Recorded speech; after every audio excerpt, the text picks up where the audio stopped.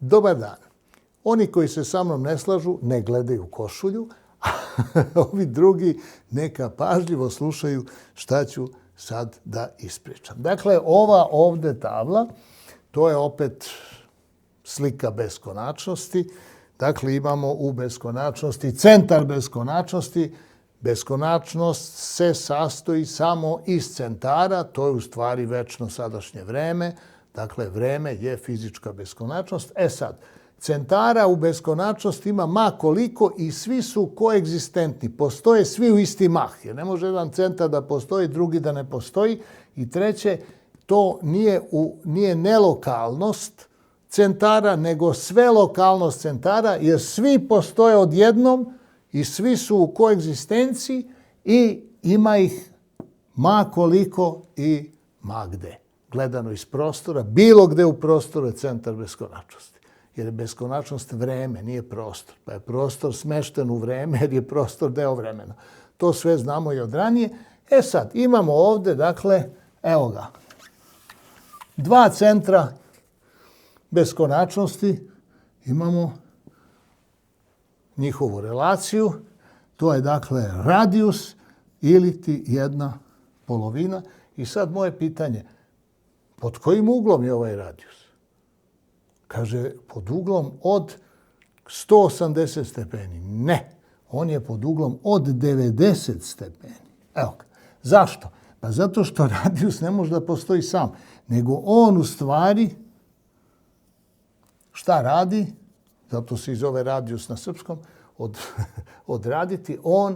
On u stvari pravi prostor. Evo, malo ću ovako da ne bude baš kao malo lepše da nacrtam. Dakle, on u stvari, i ovdje malo da ga skratimo, i on zapravo predstavlja temporalni generator prostora. Evo ga prostor, to je sfera pi, i evo ga interno vreme tog prostora, to je diametar jednak jedinici. Znači, radijus je jedna polovina, evo ga druga polovina radijusa koja nastaje tako što radijus nema preferentni pravac, nego po sfernom zakonu odmah opiše pi sferu prostora. I prema tome, ovo je 180 stepeni. Evo ga. Je li to 2 puta 90? Pa jest. 90 stepeni, znači imamo za dve tačke relacije do centra i za druge dve tačke također 90 stepeni. To je dakle ugao dijametra je 180 stepeni, a ugao radijusa jeste 90 stepeni. Sad, molim vas lepo,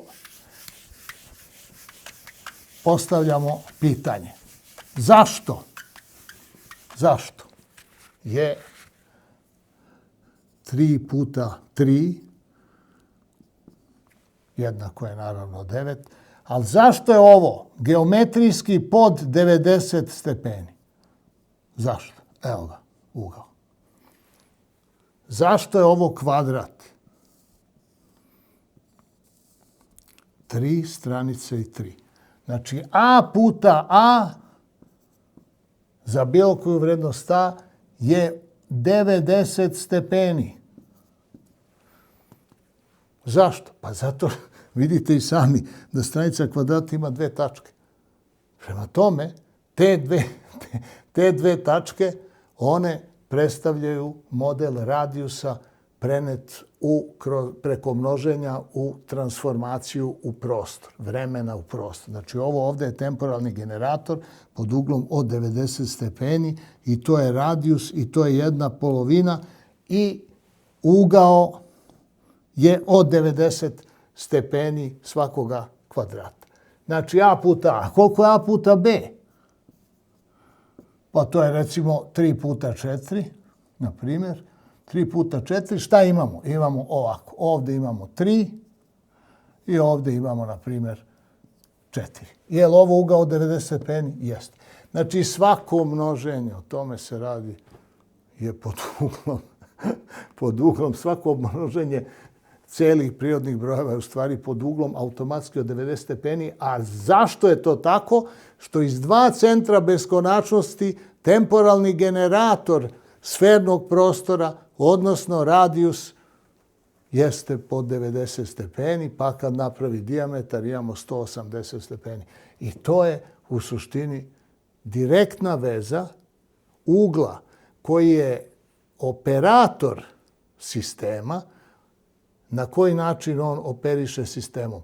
Pa na taj način što ga sinhronizuje ili ga i asinhronizuje. Naravno, onda imamo kretanje u asinhronizaciji, a u sinhronizaciji imamo mirovanje. Prema tome, 3 puta 4, to je evo ovako. Ako je 4 puta 3, to je ova slika. Jel' tako? 4 puta 3. Znači, zavisi ako je prva trojka, onda ta slika izgleda ovako. Ako je prva četvorka, onda ta slika izgleda ovako. I to je, dakle, valjda potpuno jasno. Sad imamo još nešto, a to je da proverimo sve to. Znači, imali smo tu tvrdnju, tvrdnju da je šta? Da je sfera prostor. Evo ga, ovo je dakle sfera. Ovo je dijametar te sfere, jel' tako? Jedinica, jednako je jedinica. I sad šta? Pod kojim uglom? I to je glavni, to je ontološki razlog za 90 stepeni koje sam prikazao, za taj ugao sinhronizacije, odnosno za taj operator, za tu vrednost operatora. Pod kojim uglom stoji prostor u odnosu na vreme? Pa evo pod kojim uglom. Ajmo ovako. Znači dijametar, jer pazite, radijus nije prostor, to je temporalni generator, to je samo relacija. A dijametar je već prostor jer on određuje interno vreme pi prostora, to je jedinica. I sad šta? Ko je ovo ugao? Pa 90. Ko je ovo ugao? Evo, uzmemo bilo koji ugao iz prostora i ovo je 90. Znači bilo koji ugao je 90. Spustimo na dijametar, spustimo visine tih trouglova, sve je to po 90 stepeni. Zašto? Pa zato što je ovo 90, to je relacija, to je u stvari R jednako 1/2, to je zapravo 90 stepeni. Evo, tome se radi. I to je čitava tajna, da kažem, transformacije vremena u prostor. To je suština te operacije na prvog stepena. Posle imamo sve i svašta, sve do da kažem, materije, ali to je osnovni razlog. I evo, tu je dakle priča. Gotova. Sve je to po 90 stepeni, kompletan prostor. Znači imamo direktnu zavisnost odnosa prostora i vremena po 90 stepeni. Prema tome, kad ja bilo koju tačku u prostoru ubodem, ja u stvari ubadam centar beskonačnosti koji u odnosu na drugi centar beskonačnosti pravi relaciju i to mi je ugao 90 stepeni. Aritmetički to je šta? Pa ništa. To je množenje u stvari. To je ono što smo rekli. Znači, sabiranje kontinuitet. To je sad ontološko značenje matematičkih operacija osnovnih. Znači, sabiranje je kontinuitet, oduzimanje je svođenje ili redukcija na granicu, na neku graničnu vrednost. Deljenje je sinhronizovanje, znači odnos delovi celina u kom odnosu šta stoji, to je sinhronizacija. Ako je jedinica, to je u pitanju potpuna sinhronizacija. Ako nije jedinica, onda naravno je to neki broj koji dovodi do kretanja, odnosno to je zakon konzervacije sinhroniciteta koji iz asinhroniciteta kretanjem dovodi do mirovanja, odnosno do sinhroniciteta. I to je način, kako bih rekao, te nove logike koja sva ide iz samog pojma vremena. I ostalo je množenje, to je transformisanje. To je transformisanje elemenata vremena u prostorni kompleks, u kompleksnu strukturu koja je prostor. A sad da vidimo u čemu je, blago rečeno, glupost. Moram da upotrebim tu reč, to je Teslina reč stupidity. Dakle, u čemu je glupost specijalne teorije relativiteta, odnosno elektrodinamike tela u kretanju Einsteinove, odnosno u čemu je greška. Zato sam rekao glupost, malo jača reč, ali zapravo jeste tako jer je to odredilo mnogo pogrešnih proračunavanja i nepotrebnih i besmislenih u relativističkoj nauci koja služi, kao što znamo, uglavnom na ispitima, a nema nikakvu tehnologiju. Niti iz nje sledi nekakav tehnološki niz koji bi operisao vremenom. Tako nešto iz specijalne teorije relativiteta ne sledi. Ali bavit ćemo se drugim postulatom, a to je c. Dakle, imamo brzinu, konstantnu brzinu svetlosti koja iznosi c. Nije važno, 299.000 i tako dalje, 700 i nešto, ili 300.000, potpuno je to svejedno. Međutim, šta je tu problem? Pa problem je u sljedećem. Što? Svetlost, kaže, u vakuumu ide konstantnom brzinom.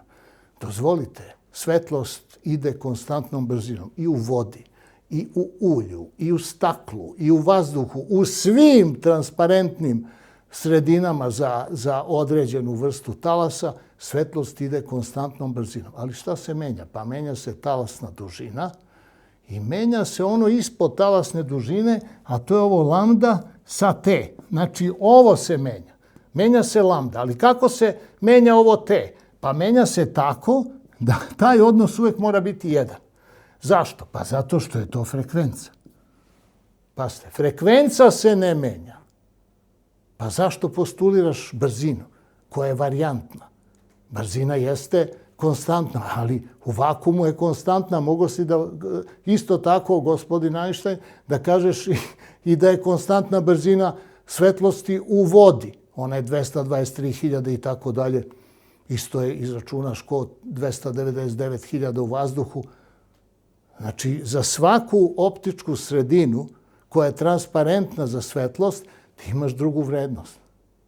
A za sve te optičke sredine, znači, za isti zrak svetlosti koji ide kroz vazduh, pa uđe u vodu, pa iz vode uđe u ulje, pa iz ulja uđe u staklo, imaš konstantnu frekvencu.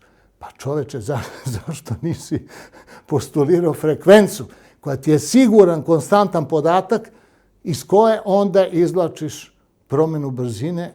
Zašto? Pa zato što onda moraš da objasniš šta je prostor, šta je vreme i onda ovo vreme u frekvenciji jednako je lambda kroz t, onda to vreme jeste talasna dužina. O tome se radi. Ako je lambda talasna dužina, ako ja nju skratim tako što iz jedne ređe sredine optičke svetlost uđe u gušću sredinu, ona skrati talasnu dužinu, a da bi održala istu frekvencu, ona mora u istom odnosu da skrati i vreme. Znači, ovo nije vreme merenja, nego je ovo interno vreme tog talasa. I potrebno nam je apsolutno ne samo taj, da kažem, promjena tog postulata, nego potpuno novo shvatanje i vremena i specijalne teorije relativnosti koja se odnosi na delove vremena koji, stvarajući prostor, formiraju interno vreme koje ima istu dužinu kao ono što zovemo prostorni deo talasne strukture elektromagnetskog spektra.